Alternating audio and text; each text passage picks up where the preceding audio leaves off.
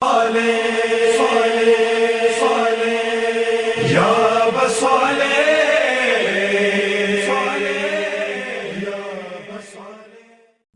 باللہ من الشیطان الرجیم، بسم اللہ الرحمن الرحیم، الحمدللہ رب العالمین، وصلی اللہ علی شہنشاہ انبیاء آلہ طیبین الطاہرین المعصومین،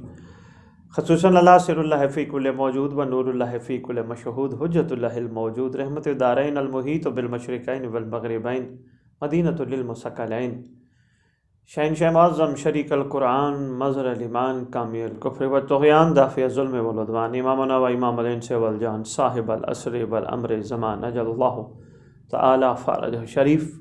و امہات طیبین الطاہرین، صلوات اللہ سلام اللہ علیہ اجمعین، ولعنت اللہ علی اعدائہم من یوم الازل الی یوم الدین۔ بسم اللہ الرحمن الرحیم، ان اللہ و ملائکتہ یصلون علی النبی یا ایھا الذین آمنوا صلوا علیہ وسلموا تسلیما، اللہم صل علی محمد و آل محمد وعجل فرج آل محمد۔ واجب الاحترام ناظرین، قابل قدر سامعین، آپ سب کی خدمت میں ہمارے اس پلیٹ فارم کے توسط سے آپ سب کو السلام علیکم ورحمۃ اللہ وبرکاتہ۔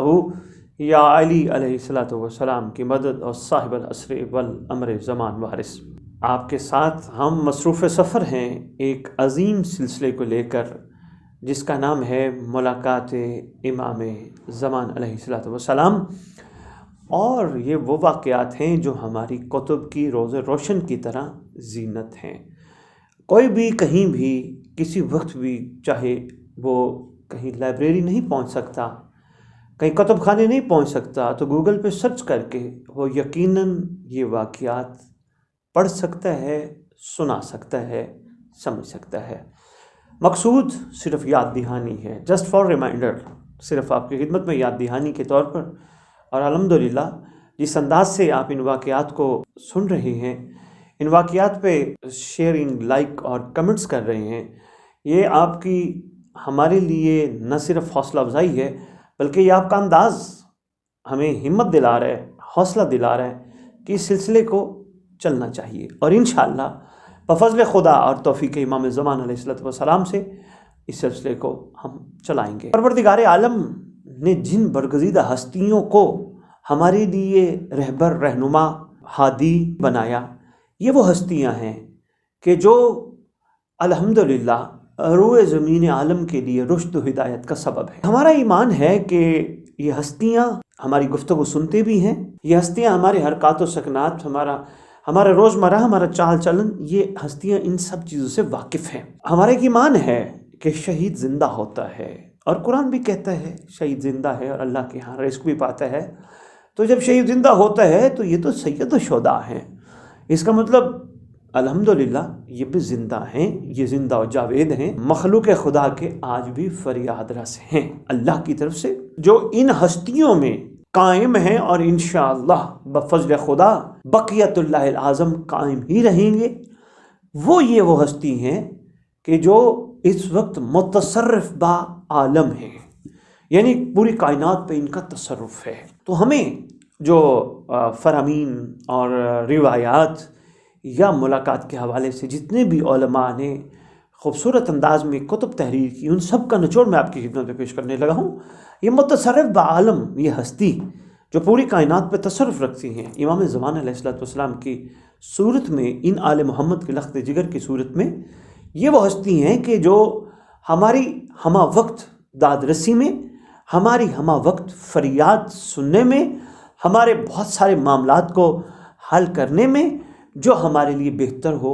ہمہ وقت مصروف ہے۔ میں یہاں ایک جملہ کہہ گیا، یقیناً آپ نے بھی غور کیا ہوگا، ہمارے معاملات کو جو ہمارے حق میں بہتر ہیں، یہ ایک بہت بڑا جملہ ہے، اس پہ غور ضرور کیجیے گا۔ صرف ایک آدھ جملہ میں اسی پہ عرض کر کے بات کو آگے چلانا چاہوں گا۔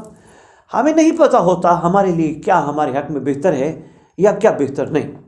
جس طرح ایک والد میری اس بات کو بخوبی سمجھ سکتا ہے کہ اولاد اگر اپنے بابا سے، اپنے باپ سے، اپنی ماں سے وہ چیز ڈیمانڈ کرے جو اولاد کے لیے موافق نہیں، نامناسب ہے،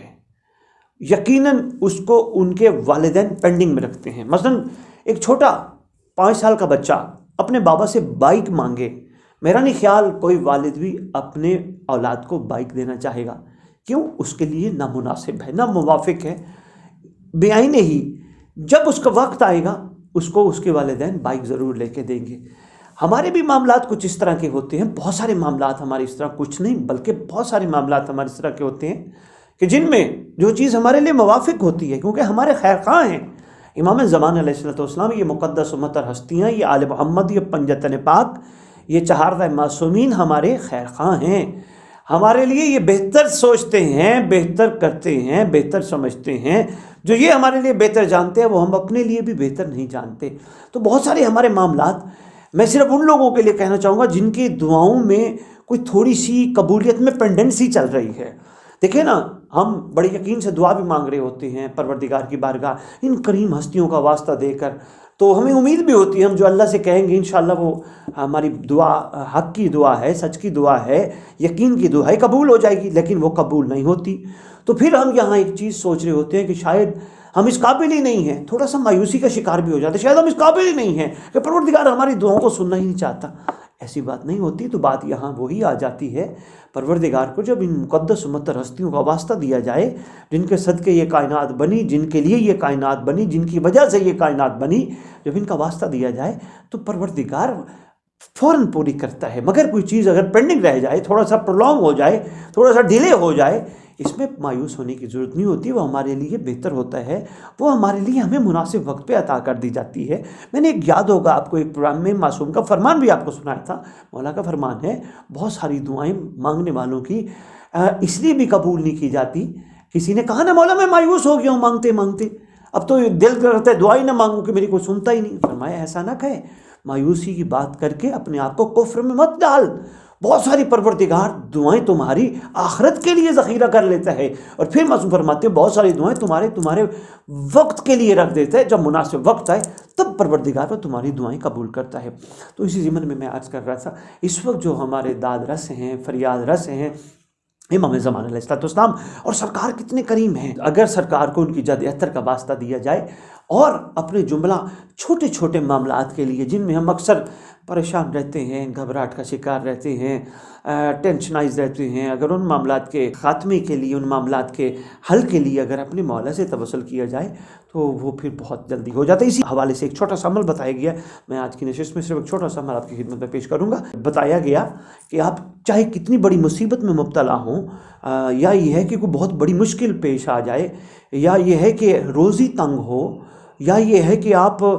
جیسے اب روزی کا ایک مسئلہ ہے، اکثر جگہوں پہ ہوتا ہے، موالیان حیدر کرام، مومنین کرام اپنی روزی کی فراوانی کے لیے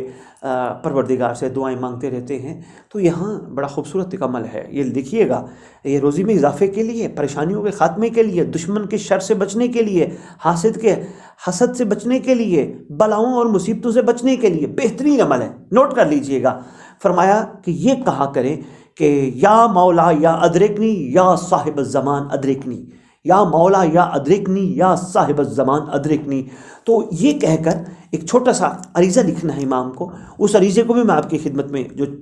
2-3 لائنوں کا ہے وہ بھی عرض کیے دیتا ہوں، وہ لکھیں، پھر حاجت لکھیں، یہ پکارتے یا مولا یا ادرکنی یا صاحب الزمان ادرکنی، یا مولا یا ادرکنی یا صاحب الزمان ادرکنی، پڑھتے ہوئے لکھ لیں، لکھنے کے بعد پھر پڑھتے ہوئے کسی مٹی میں بند کر کے، مٹی ہاتھوں سے گوندھ کے اس میں بند کر کے، یا لکھا کہ آٹے میں گوندھ کے بند کر کے آپ کہیں کنویں میں ڈال دیں، کہیں چلتے پانی میں ڈال دیں۔ تو یہ ایک مجرب عمل بتایا گیا۔